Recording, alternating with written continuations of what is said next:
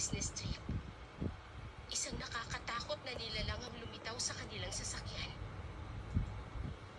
Bumangga sila sa isang malaking puno ng akasya. Tinangay ng hindi pa na... Pinuntahan ko ang pinangyarihan ng aksidente.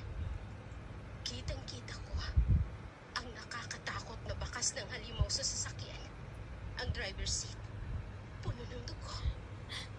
Parang may mali. Yung driver lang talaga yung pinunteriya. Panaginip lang. Jumel,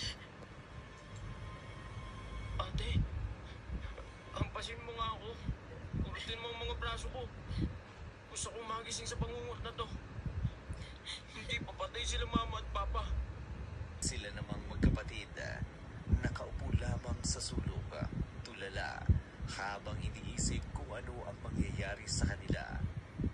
May mga nagdala ng pagkain, may mga nag-alay ng dasal, pero para kay Hazel at Jumel, parang malayo ang lahat ng nangyayari.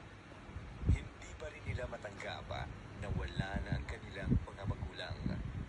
Sa araw ng libing, hindi na nila napigil ang pag-iyak dahil sa sobrang lungkot.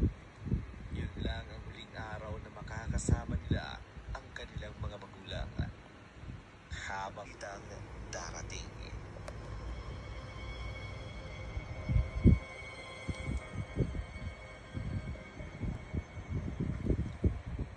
Ate, pwede bang ikaw na lang umarap kila Tiang? Jumel, hindi pwede. Darating ang abogado nilang papa. May mahalagang bagay raw na sasabihin sa atin. Ate, wala naman akong alam sa mga ganyan eh. Ikaw na lang po.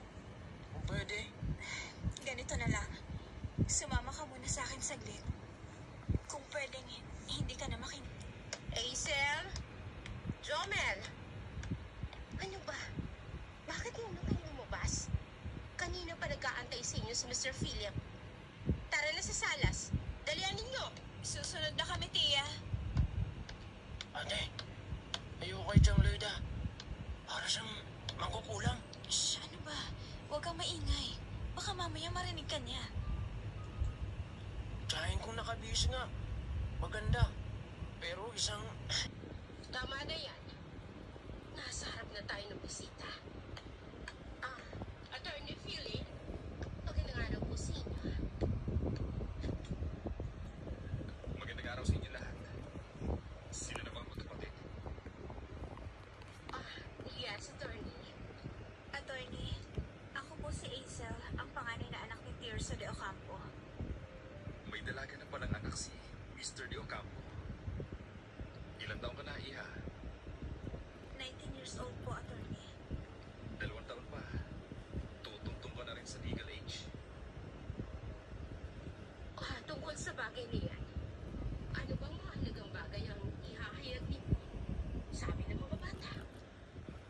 Una sa lahat, tanggapin niyo muna ang aking pakikirami sa inyong mga magulang. Andirito ako para sa usaping legal ng mga iniwang ari-arian, negosyo at yaman na dapat ninyo matanggap. Pero may tinatawag tayong incapacity to inherit outright. Incapacity to inherit?